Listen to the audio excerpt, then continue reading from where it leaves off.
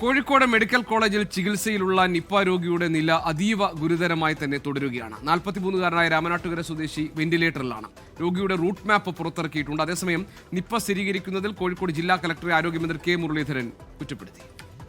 ആശയക്കുഴപ്പത്തിന് അടിസ്ഥാനമില്ല, ആവശ്യമില്ലാതെ ആശയക്കുഴപ്പമുണ്ടാക്കുകയാണ്. കാരണം ഒരു മന്ത്രി പത്രസമ്മേളനം നടത്തുമ്പോൾ ആധികാരികമായ വിവരം കിട്ടിയാൽ മാത്രമേ അത് പറയാൻ പാടുള്ളൂ. ഞാൻ പത്രസമ്മേളനം കഴിഞ്ഞ് തിരിച്ചെത്തുമ്പോഴാണ് കലക്ടർ മെസ്സേജ് വന്നത്, ഇങ്ങനെ നിപ്പ സ്ഥിരീകരിച്ചു.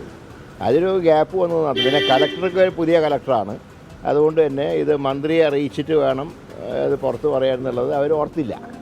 അപ്പോൾ അത് എന്താ പറയേണ്ട, എനിക്ക് പത്രസമ്മേളനം നടക്കുന്ന സമയത്ത് നിപ സ്ഥിരീകരിച്ചിട്ടില്ല, അവിടുന്ന് റിസൾട്ട് വന്നിട്ടില്ല. റിസൾട്ട് വന്നാലേ എനിക്ക് പറയാൻ പറ്റും. എനിക്ക് മെസ്സേജ് കിട്ടുന്ന 6 മണിക്കാണ്. 6 മണിക്ക് കിട്ടിയാൽ എനിക്ക് 5:30 പത്രസമ്മേളനത്തിന് പറയാൻ പറ്റുമോ? ഇത് നിപ സ്ഥിരീകരിച്ചു എന്ന് എന്തടിസ്ഥാനത്തിലാണ് ഞാൻ പറയുക? ഞാൻ പറഞ്ഞല്ലോ, പ്രാഥമികമായിട്ടുള്ള എല്ലാ അന്വേഷണത്തിൽ നിന്നും നിപ സ്ഥിരീകരിച്ചു. പക്ഷേ വൈറോളജിൻ്റെ ഇൻസ്റ്റിറ്റ്യൂട്ടിൻ്റെ റിസൾട്ട് ഞാൻ വരുമ്പോൾ പത്രസമ്മേളനം നടത്തുമ്പോൾ വന്നിട്ടില്ല. അതിന് ഇത്ര വലിയൊരു ഇഷ്യൂ ആക്കേണ്ട കാര്യമില്ല. വർഷ ഗിരീഷ് ഞങ്ങളുടെ പ്രതിനിധിയുണ്ട് കോഴിക്കോട്ട് നിന്ന് വിവരങ്ങളുമായി. വർഷ, 2 കാര്യങ്ങളാണ്. ഒന്ന്, കോഴിക്കോട് മെഡിക്കൽ കോളേജിൽ ചികിത്സയിൽ തുടരുന്ന നിപ്പ രോഗിയുടെ ആരോഗ്യനിലയിൽ ഏറ്റവും പുതിയ വിവരങ്ങൾ. 2, ഇന്നലെ ഉണ്ടായ വിവാദത്തിന് ഇന്ന് ആരോഗ്യമന്ത്രി കെ മുരളീധരൻ മറുപടി പറഞ്ഞിരിക്കുന്നു. അനാവശ്യമായ വിവാദം എന്നാണ് അദ്ദേഹത്തിന്റെ പ്രതികരണത്തിന്റെ ആകത്തുക. അദ്ദേഹം പറയുന്നത് എന്തുകൊണ്ടാണ് ജില്ലാ കളക്ടറുമായി അദ്ദേഹം രണ്ടുപേരും 2 തരത്തിൽ കാര്യങ്ങൾ പറയേണ്ടി വന്നതെന്ന് അദ്ദേഹം വിശദീകരിക്കുകയായിരുന്നു. എന്തൊക്കെയാണ് വിശദാംശങ്ങൾ?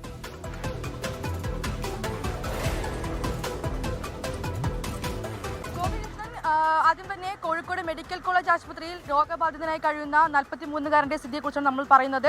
അദ്ദേഹത്തിന്റെ ആരോഗ്യനില ഇപ്പോഴും ഗുരുതരമായി തന്നെ തുടരുകയാണ്. കോഴിക്കോട് മെഡിക്കൽ കോളേജിലെ ഐസൊലേഷൻ വാർഡിൽ വെന്റിലേറ്ററിലാണ് അദ്ദേഹം ഇപ്പോഴും ചികിത്സയിലുള്ളത്. കഴിഞ്ഞ ദിവസം സ്വകാര്യ ആശുപത്രിയിൽ നിന്നും അദ്ദേഹത്തെ കോഴിക്കോട് മെഡിക്കൽ കോളേജ് ആശുപത്രിയിലേക്ക് മാറ്റുമ്പോൾ തന്നെ അതീവ ഗുരുതരാവസ്ഥയിലായിരുന്നു. എന്തായാലും ഇനി നമ്മൾ ശ്രദ്ധിക്കേണ്ടത് മറ്റു കാര്യങ്ങൾ, അതായത് നിപയുമായി ബന്ധപ്പെട്ട് പല ജാഗ്രതാ നിർദ്ദേശങ്ങളും കോഴിക്കോട് ജില്ലയിൽ ഏർപ്പെടുത്തിയിട്ടുണ്ട്. അതോടൊപ്പം തന്നെ ഈ ഫറോക്ക് സ്വദേശിയുടെ റൂട്ട് മാപ്പും പുറത്തുവിട്ടിട്ടുണ്ട്.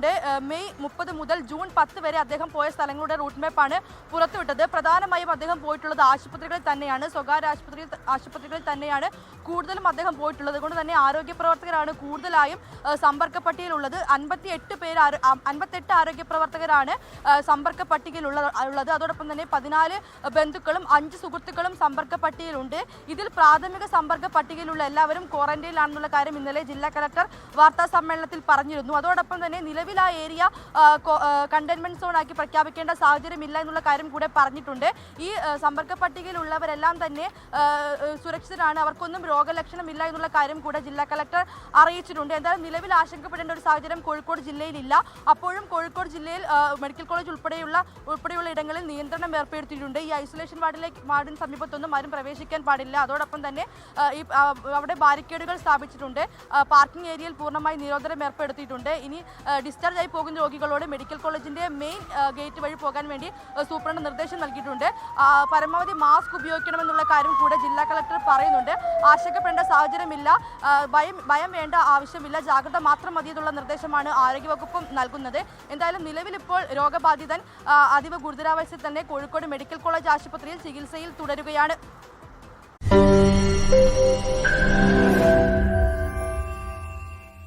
ലോകത്തെവിടെയായാലും ഏത് സമയത്തും 24 വാർത്തകളും ഓഗ്മെന്റഡ് റിയാലിറ്റി പാക്കേജുകളും എക്സ്പ്ലെയിനറുകളും വിശദമായി കാണാൻ ഞങ്ങളുടെ യൂട്യൂബ് ചാനൽ നിങ്ങൾക്ക് സബ്സ്ക്രൈബ് ചെയ്യാം.